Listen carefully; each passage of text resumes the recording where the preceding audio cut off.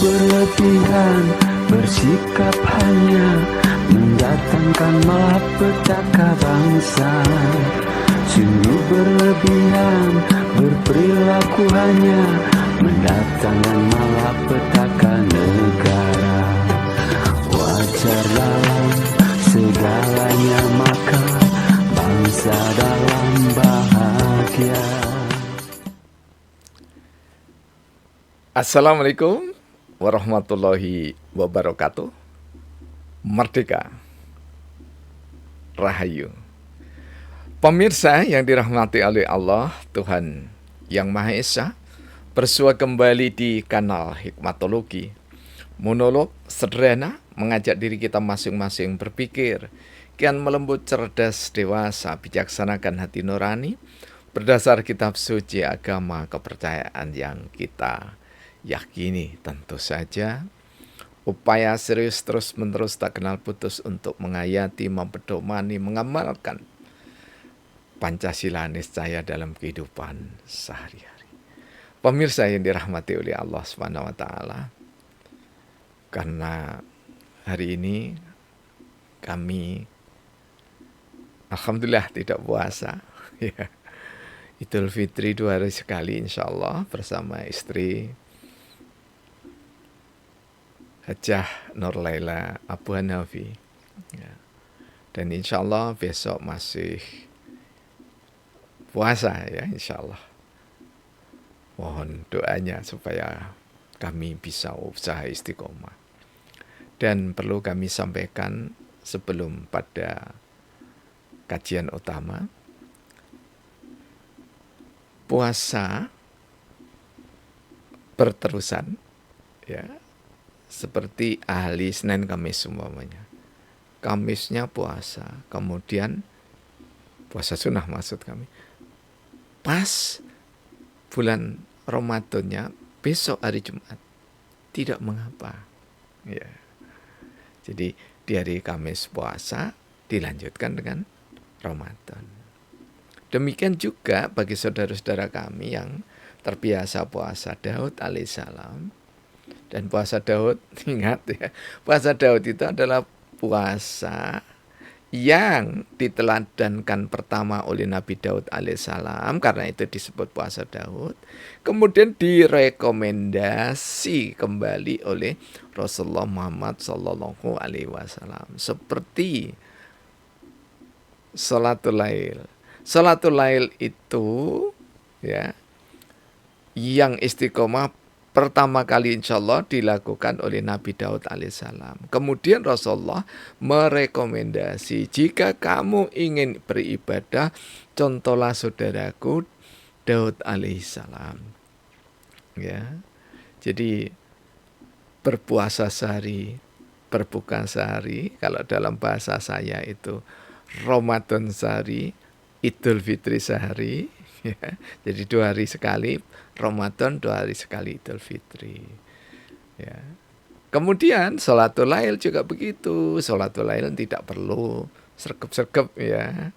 Siang-siang sholatul lail ya jangan. Sore-sore ya tidak perlu. Maghrib ya atau sesudah maghrib ya tidak perlu sholatul lail. Karena disebut sholatul lail, apakah itu tahajud atau sholatul lail hajat dan seterusnya, atau salat mutlak, itu setelah salat Isya gitu, ya. Jadi silakan saudara-saudara kami, ada Bu Endang Darmaji di Saujajar dan yang lainnya, ada Putri Karunia, ada Ananda Demuki Ramdhani ya. Ada Ananda, itu di Malang semua ya, ada Ananda Billy Ersando di Jakarta sana ya. Kemudian ada banyak ya saudara-saudara kami, mereka menyebutnya santri kami yang berterbaran di mana saja, baik di Indonesia maupun sampai di Amerika, kemudian ada yang di Eropa. Silahkan lanjutkan terus puasa sampai ketemu Ramadan boleh, karena kalau kita sudah terbiasa puasa ya. Selamat berpuasa, dan kami tidak puasa karena tidak puasa tadi sudah dibuatkan sarapan Sarapan alan desa Sumber Manjing Wetan. Puhung goreng, bukan borongan puhung. Kemudian ya 2 potong puhung goreng. Istri masih nyiapkan lagi apa? Ya, kebab asalnya Turki tapi rupanya dibikin sendiri oleh chef Haja Nur Laila, ya. Karena itu kami sudah sarapan, ya, pagi-pagi, ya, jam 5 sudah sarapan. Karena itulah, mari, ini ada jamu, biasanya penuh, ya, kalau minum ini sisa ini, ya. Sisa kami minum. Apakah resep ini? Tidak ada yang rahasia-rahasiaan, itu ya. Resep ini supaya kita tidak mudah terkena penyakit, ya. Kemudian insya Allah artritis, rematik, persendian dan yang lainnya akan terjaga, termasuk sakit lambung akan terjaga, dan juga ya ketika kita kecetit, ya, insya Allah resep ini sangat bermanfaat, insya Allah. Wa idza maritu fahuwa yasfin. Ketika kita sakit, yang menyembuhkan Allah. Ketika tidak sakit, maka kita disehatkan oleh Allah Subhanahu wa taala. Cabe puyang plus sambiloto. Jadi rasanya mempesona. Buatan Mbak Ira Khusnan. Jadi Mbak Ira dengan Mas Khusnan. Mbak Ira itu sarjana teknologi pertanian alumni Universitas Brawijaya Malang. Mas Khusnan itu adalah sarjana sosial alumni Sekolah Tinggi Ilmu Sosial dan Politik Waskita Dharma Malang. Terima kasih, ya. Mari.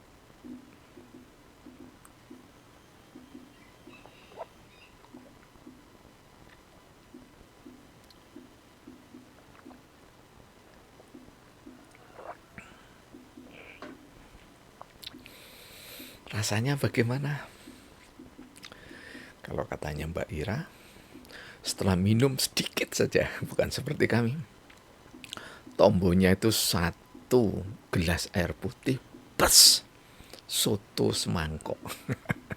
Jadi kalau minumnya kayak kami tadi, ya, kayak Mas Kusnan, itu mungkin tombonya 1 gelas air putih, ya. Sotonya bisa 3 mangkok.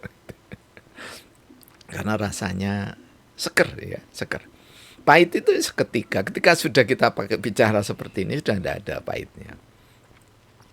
Oleh sebab itu rasa itu sebatas lidah. Karena itu jangan sampai kita mengumbar lidah. Karena lidah itu kalau katanya Mbah Soleh Pati, ya, yang sakti, tokoh Celaket ini, ya, dulu pernah diseret dari Flangket sampai ke 512 kalau sekarang di Rampal sana, ya. Diseret sama jeep, sudah babak belur, pingsan, tapi berkat rahmat Allah Subhanahu wa taala, hanya diusap ujung jari, ya, sama ibundanya tercinta, bugar kembali, bahkan sampai ketemu dengan kami. Puluhan tahun kami menjadi murid Mbah Saleh Sutrisno yang terkenal di dunia perjuangan, Saleh Pati. Sampai dengan beliau menjadi veteran Republik Indonesia dan dapat penghargaan, ya. Nah, kita bicara tentang tahta untuk rakyat. Jadi kalau tadi kita bicara penguasa, sekarang kita bicara pemimpin. Mengapa Sri Ngarso dalam Sri Sultan Hamengkubuwono IX itu tahta untuk rakyat? Buku ini menurut kami legendaris dan patut dibaca oleh generasi muda, mahasiswa terutama, calon-calon pemimpin masa depan. Tahta untuk rakyat, celah-celah kehidupan Sri Sultan Hamengkubuwono ke-9 dihimpun oleh Muhammad Rom, sangat terkenal beliau ini, ya. Mokhtar Lubis, sastrawan yang sangat terkenal. Kalau Muhammad Rom itu salah satu tokoh diplomat ya. Kemudian Kustiniati Mokhtar ya, dan S. Maimun disunting oleh Atma Kusuma. Tetapi di sini tulisan ini masih banyak ya. Antara lain ditulis oleh Ngarso ya, keluarga Ngarso Dalem ya. Insya Allah itu oleh banyak di sini ya.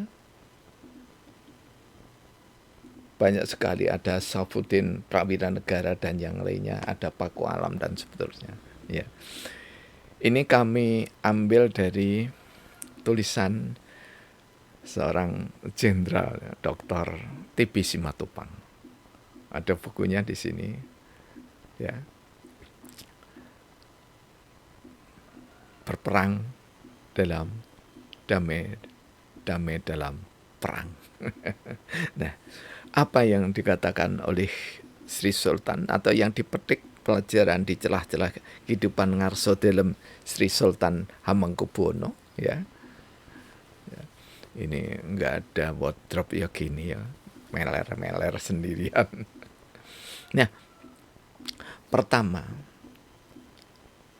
ya, beliau Sri Sultan Ngarso Dalem Sri Sultan Hamengkubuwono ke-9 ini dalam himpunan yang ditulis oleh Dr. TB Simatupang, revolusi Indonesia itu berarti pembebasan dari 9 hal.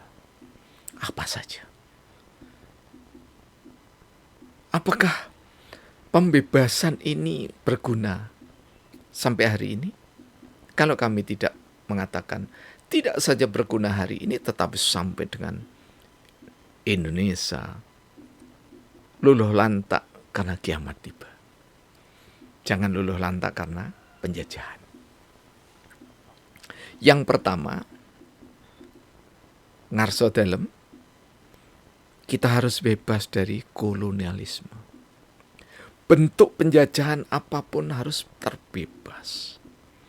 Yang katanya Bung Karno, kalian lebih mudah dibanding dengan generasi kami menghadapi, lebih sulit maksud kami, generasi kami menghadapi musuh yang jelas orang-orang asing, tetapi kalian akan menghadapi bangsa sendiri.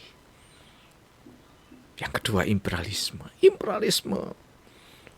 Indonesia sudah merdeka, diagitasi, dikeroyok ya. Oleh apa? Oleh sekutu. Karena itu tulisan ini berlatar Kres pertama tahun 1947-1949. Jadi ingat, Indonesia tidak pernah dijajah Belanda, Portugis, Inggris, Jepang 350 tahun, tidak pernah. Tapi yang pernah dijajah lama sampai kurang lebih 350 tahun itu adalah kerajaan dan kesultanan Nusantara. Rakyat-rakyat yang ada di Nusantara itulah yang dijajah. Tapi Indonesia tidak pernah dijajah. Jangan sampai keliru ibu dan bapak guru, terutama yang ada di PAUD, di SD, di SMP, di SMA, apalagi di perguruan tinggi. Jangan sampai keliru. Kita tidak pernah Indonesia dijajah, tapi pernah imperialisme yang bernama sekutu itu melakukan invasi. Yang ketiga, revolusi Indonesia harus pembebasan dari liberalisme. Jadi sudah sejak lama liberalisme itu menjadi bahaya laten. Karena bahaya laten, maka sampai kapanpun tetap ada liberalisme. Vox populi vox Dei, suara rakyat, suara Tuhan, itu adalah bentuk lain dari liberalisme. Dia mengganyang, melululantakkan Pancasila dari dada anak-anak bumi Nusantara, dari dada kesatria-kesatria Indonesia. Jadi kalau Pak Harto lengser karena ada gerakan mahasiswa, bukan karena mahasiswa, bukan karena massa, tetapi karena sudah ditulis, ditakdirkan oleh Allah Tuhan yang Maha Esa. Ada peran Tuhan di dalam segalanya, dalam bahasa. Di sini ada buku sejarah filsafat dari Friedrich Hegel, theodesia. Tidak ada satupun tanpa campur tangan Tuhan. Karena itu ketika orang mengatakan bahwasanya berkat bantuan inan dan ini serta itu dan inu, maka saya bisa seperti ini, maka menghilangkan nilai luhur ketuhanan yang Maha Esa. Orang yang kesatria akan mengatakan, puji Tuhan, alhamdulillah, atau apapun sesuai dengan agama dan kepercayaan kita. Berkat rahmat Allah. Coba dalam pembukaan Undang-Undang Dasar 45. Ya, alinea ketiga insya Allah. Atau kedua ya, lupa saya. Berkat rahmat Allah. Atau berkat rahmat Tuhan yang Maha Esa. Indonesia merdeka. Karena itu merdeka bebas dari liberalisme, dari kebebasan,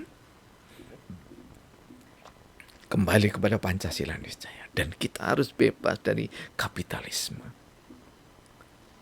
Suara untuk mendapatkan massa dengan kapital, dengan duit, dengan sembako, dengan iming-iming jabatan, itu adalah bentuk-bentuk kapitalisme.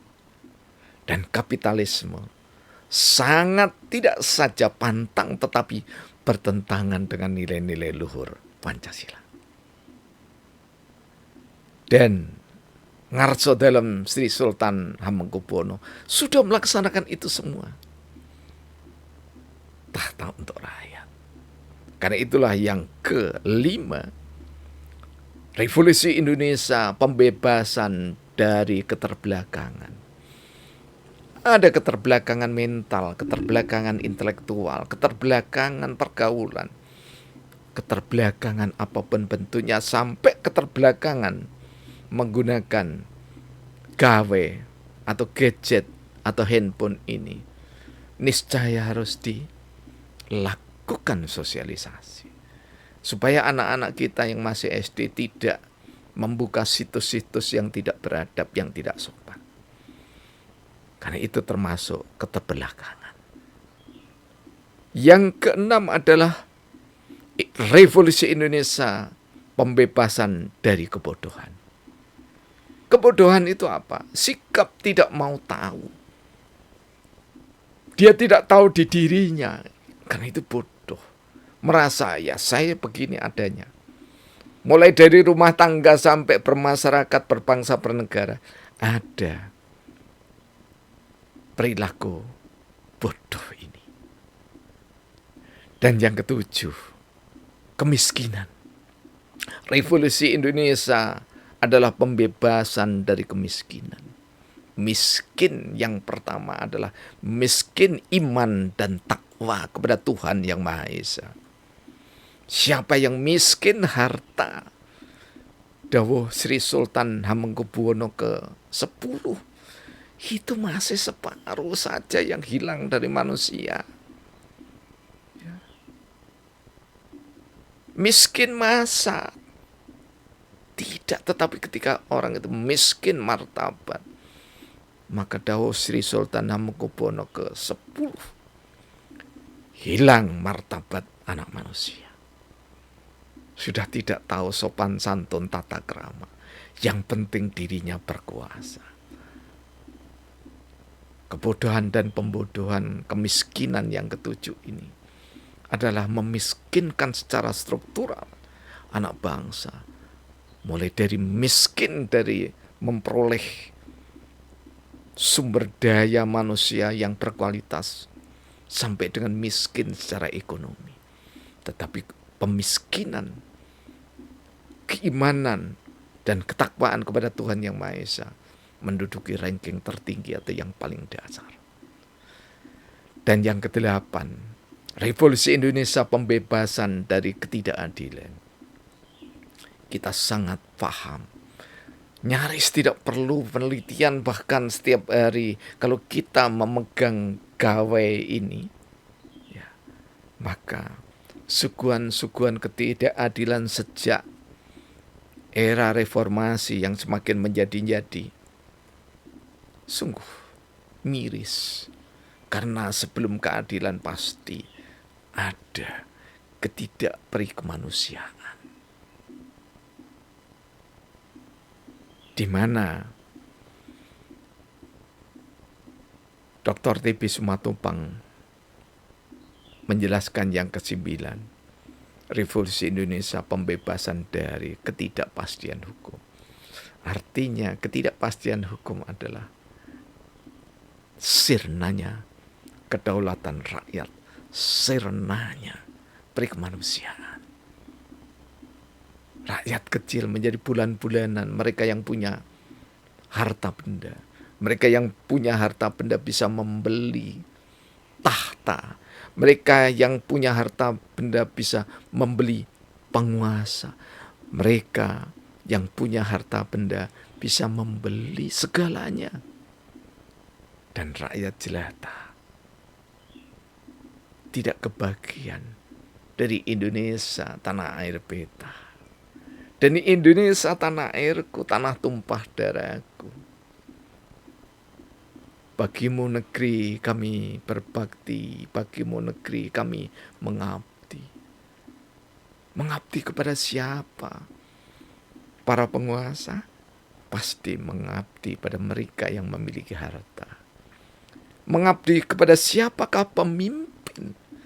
Seperti Sinuwun Ngarso dalam Sri Sultan Hamengkubuwono ke-9 hingga Sri Sultan Hamengkubuwono ke-10. Karena beliau adalah pemimpin, maka setiap pemimpin pasti mendahulukan rakyatnya. Dan setiap pemimpin pasti ingin mencerdaskan, melindungi tanah tumpah darah, mencerdaskan kehidupan bangsa sampai dengan seterusnya. Karya yang paling berharga adalah pemikiran yang diterapkan di dalam sistem pemerintahan dan sistem politik. Disebut paling berharga tidak berarti tidak menghargai yang lainnya, tetapi karya-karya fisik.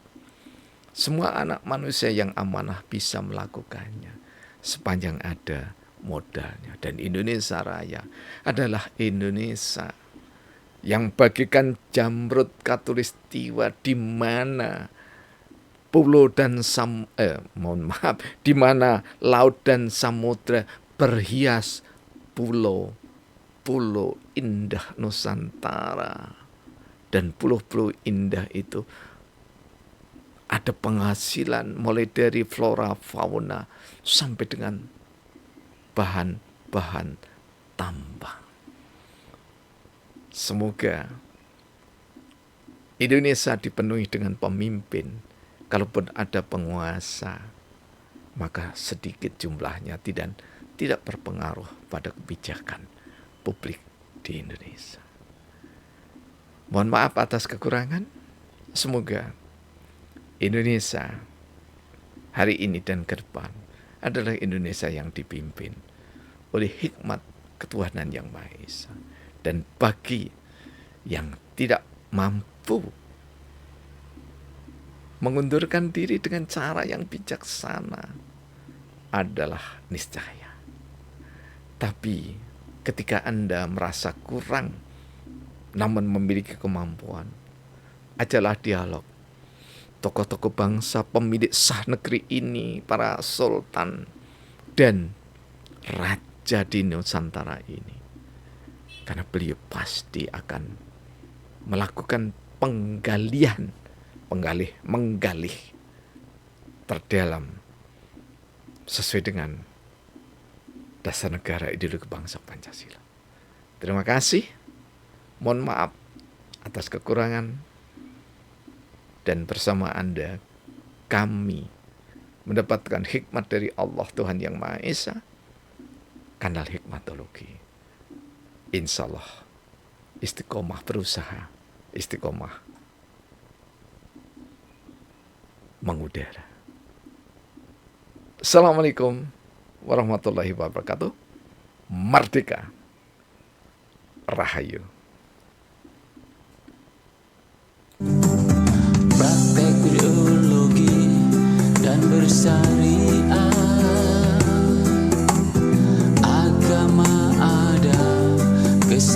kemuliaannya.